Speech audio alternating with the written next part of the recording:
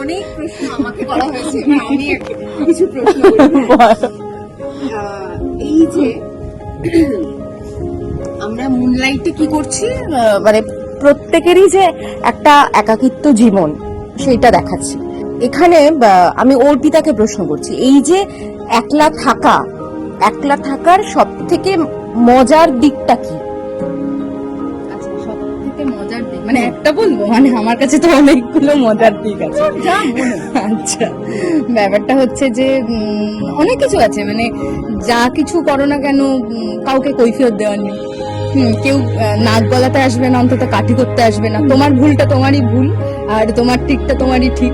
অন্তত কেউ এসে বলে দেবে না যে এটা না এটা, ওটা না ওটা। দায়িত্বটা তোমার, বিপদটাও তোমার, ভালো লাগাটাও তোমার।